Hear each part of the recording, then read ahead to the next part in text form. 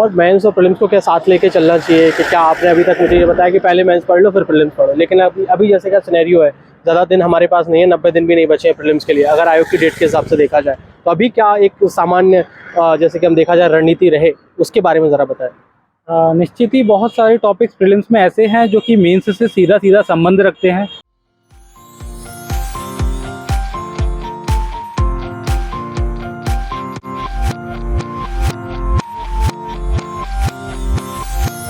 जय हिंद सभी मित्रों को। जैसा कि आपको पता है कि 2022 के यहाँ पर इंटरव्यू चल रहे हैं और एक बार फिर हम एक नए एपिसोड में आपके सामने उपस्थित हैं आयोग के बाहर से। अगर देखा जाए तो हमारे साथ हमारे एक भाई उपस्थित हैं। सबसे पहले सर आपका नाम बताएं। मेरा नाम अनंत श्रीवास्तव है। और श्रीवास्तव जी, सबसे पहले आपको बहुत बहुत शुभकामनाएं कि आप यहाँ तक पहुँचे।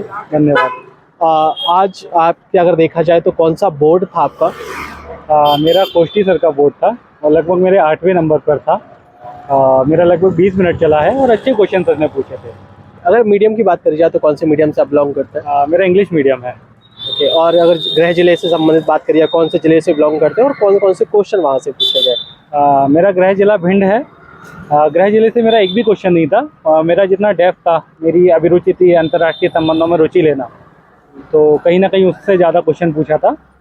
और बाकी मेरे ग्रेजुएशन के सब्जेक्ट थे हिस्ट्री और सोशियोलॉजी, उससे भी प्रश्न आए थे। जी सर, मेरा लगभग इतना चला था। ओके। तो अगर देखा जाए कि आपका ये कौन सा अटेम्प्ट था और अभी तक आपकी यात्रा कैसी रही है, संघर्ष यात्रा जिसको हम कहते हैं, वो कैसी क्या रही, कितने क्या अटेम्प्ट आपको अभी तक देखने के लिए मिले? जी, लगभग मैंने 20 से प्रयास करना शुरू किया था और 20 से 24 तक मैंने मीन्स की परीक्षा लिखी है।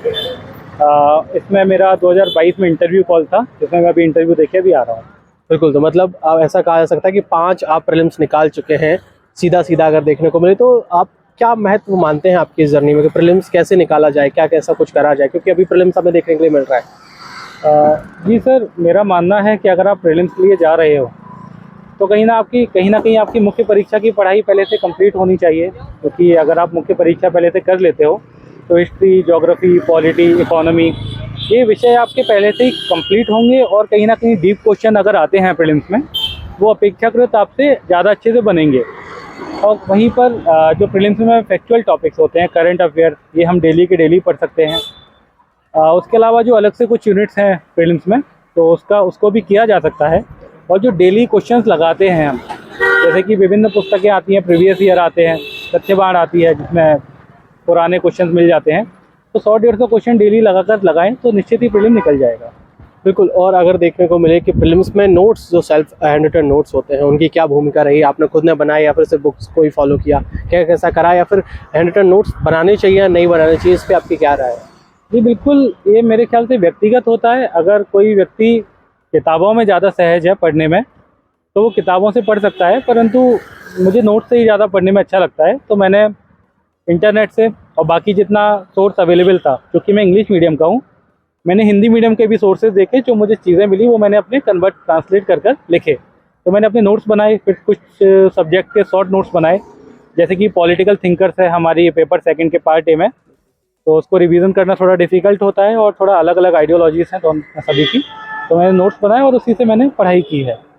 तो हैंड रिटन नोट्स काम आते हैं, खुद के ही नोट्स लगभग बनाने चाहिए, ऐसा आपका मानना है? जी, वही मैं बोल रहा हूँ कि ये चीज़ व्यक्तिगत होती है। अगर कोई व्यक्ति प्रिंटेड नोट्स में सहज है तो वो उसमें अच्छा कर सकता है, परंतु हैंड रिटन नोट्स ज़्यादा फ़ायदा देते हैं मेरे अनुसार।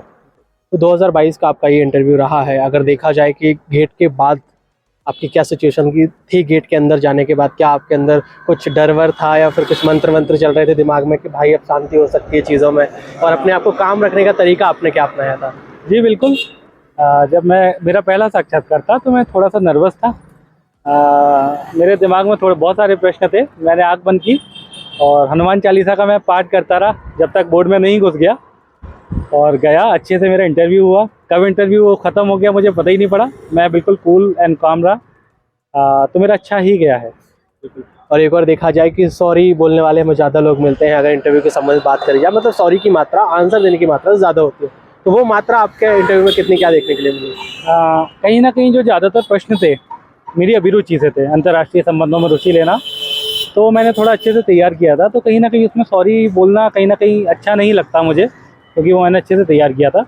परंतु एक आध जगह मैंने सॉरी बोला है, 3-4 मैंने सॉरी बोले होंगे अलग अलग क्वेश्चन पे। तो ज़्यादा सॉरी नहीं थे मेरे उसमें। और देखा जाए कि प्रीलिम्स के लिए लोग बोलते हैं कि जो परीक्षा धाम है या फिर कहें कि लूसेंट है, ये कहीं ना कहीं रामबाण है या फिर रामायण है एमपीपीएससी के लिए। इस पे आप क्या बताएंगे कि लूसेंट वगैरह अच्छे से करना चाहिए, एमसीक्यू वहाँ से करना चाहिए, क्या कैसी कंडीशन? जी बिल्कुल, परीक्षा धाम और लूसेंट जो किताबें हैं वो बिल्कुल कुछ प्रश्न आते हैं उनमें से, परंतु कहीं ना कहीं रेफरेंस बुक भी उतनी इम्पोर्टेंट है कि अगर अभी जो देखा गया है आयोग ने जो पैटर्न में परिवर्तन किया है, कहीं ना कहीं कॉन्सेप्चुअल क्वेश्चंस भी पूछे जा रहे हैं, तो ये भी एक सहायक सिद्ध हो सकती हैं, परंतु ये पूर्ण रूप से यही नहीं हो सकती कि सिर्फ हम यही पढ़ लें।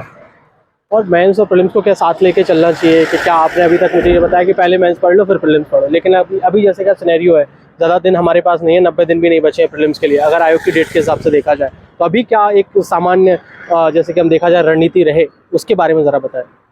निश्चित ही बहुत सारे टॉपिक्स प्रीलिम्स में ऐसे हैं जो कि मेंस से सीधा सीधा संबंध रखते हैं, चाहे एमपी हो, हिस्ट्री हो, ज्योग्राफी हो या फिर जनजाति हो, तो वो टॉपिक को हम साथ में कर सकते हैं।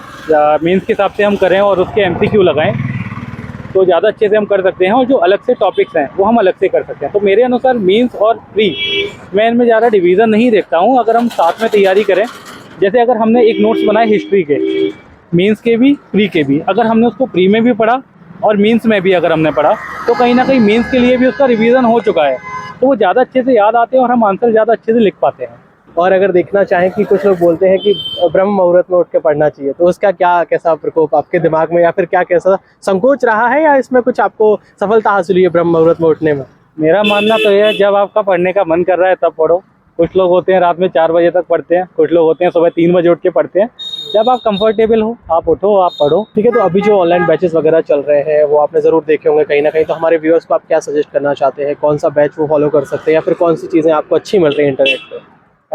जी सर, मैंने बहुत सारे यूट्यूब पे चैनल्स भी देखे, जिसमें आपका भी एक था, मेरे ख्याल से योद्धा बेस्ट नाम है, वो मुझे सहायक सिद्ध हुआ है और उसमें मुझे बहुत सारी चीज़ें सीखने को मिली हैं। बिल्कुल, धन्यवाद। आशा करते हैं आपको इस बार बहुत अच्छा पद प्राप्त हो और आपको दोबारा इंटरव्यू देने की ज़रूरत ना पड़े। Thank you so much. Thank you so much.